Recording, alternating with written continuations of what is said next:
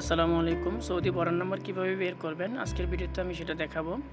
প্রথমে আমরা গুগল ক্রোমে যাব, এখানে লিখবো হচ্ছে বর্ডার নাম্বার সৌদি আরব। তারপর হচ্ছে এখানে কোয়ারি বর্ডার নাম্বার যে ওয়েবসাইটটা আসবে আমরা এটাতে ক্লিক করব। দেন হচ্ছে এখানে লেখা আছে আপনি সিটিজেন কিনা। যদি সিটিজেন হন তাহলে হচ্ছে জিসিসি সিটিজেন দিবেন, আর নন জিসিসি সিটিজেন মানে হচ্ছে আপনি যদি বাইরের দেশ থেকে আসেন বা প্রবাসী হন। তো আমরা এটা সিলেক্ট করে নিব।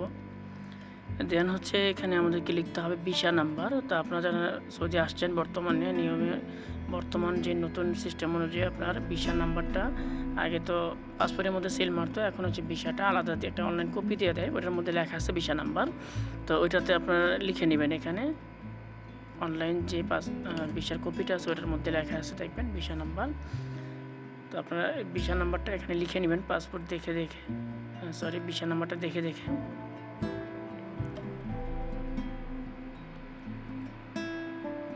বর্ডার নাম্বারটা হচ্ছে বর্তমানে আপনার আকামা করতে গেলে সৌদিতে আকামা করতে গেলে তো বর্ডার নাম্বার লাগবে। তো বর্তমানে পাসপোর্টের মধ্যে সিলটা মেরে দেয় না, আগে সিলটা দিয়ে দিত, এখন এখানে লিখে দেয় না পাসপোর্টের মধ্যে অনেকেই। তো কীভাবে বের করবেন, যদি না থাকে না বের করতে পারেন সেক্ষেত্রে আমরা এখানে এইভাবে বের করে নিব ভিসা নাম্বারটার মাধ্যমে। ভিসা নাম্বারটার মধ্যে লেখা আছে ইস্যু নাম্বারটা, ভিসা নাম্বার। দেন হচ্ছে ভিসা ইস্যু ডেট, মানে হচ্ছে কবে ইস্যু করা হয়েছে এটা লেখা আছে দেখবেন, এর সাথেই ভিসা নাম্বার, তার নিচে লেখা আছে ইস্যু ডেট।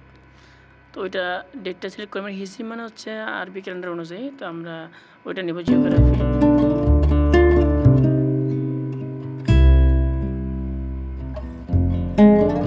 দেন হচ্ছে এখানে ভিসা ইস্যু ডেট আমরা এটা সিলেক্ট করব।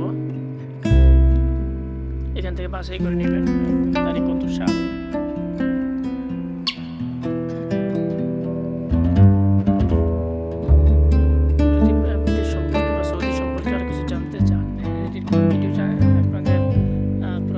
সেক্ষেত্রে আমাকে কমেন্ট করে জানাবেন, আমি চেষ্টা করবো সেটা ভিডিও বানিয়ে দেওয়ার জন্য।